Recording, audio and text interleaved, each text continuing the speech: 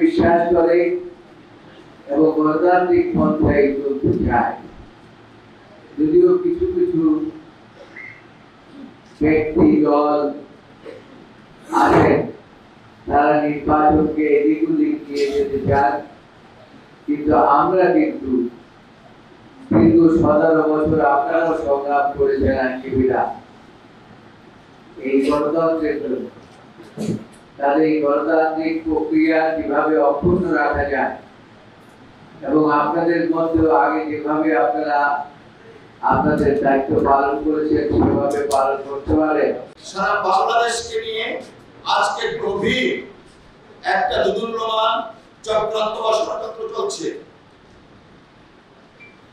বাংলাদেশ জাতীয়তাবাদী দলের পক্ষ থেকে অন্তর্বর্তীকালীন সরকারকে বলা হয়েছিল জটিল সময়ের মধ্যে নির্বাচন দেওয়ার জন্য। নিশ্চয়ই জটিল সময়ের অর্থ অন্তর্বর্তীকালীন সরকার বোঝে। তারপরেও আমরা দেখতে পাচ্ছি অন্তর্বর্তীকালীন সরকারের বিভিন্ন মাননীয় উপদেষ্টাদের কার্যক্রম এদেশের মানুষ স্বাভাবিক ভাবে নিচ্ছেন না। আমরা যখন নির্বাচনের দাবি করি, একটি সুনির্দিষ্ট মহল নির্বাচনের দাবিটাকে মনে হয় আমরা অন্যায় আবদার করছি।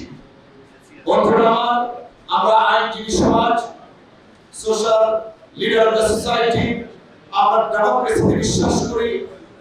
ডেমোক্রেসির পূর্ব শর্তই হচ্ছে নির্বাচন। নির্বাচনের মাধ্যমে যারা রাষ্ট্র পরিচালনায় আসবেন তারাই দেশকে পরিচালনা করবেন। এটাই হচ্ছে আন্তর্জাতিক তথা গণতন্ত্রের মানদণ্ড। আজকে এই নির্বাচনকে নিয়ে বিভিন্নভাবে তালবাহানা শুরু হয়েছে।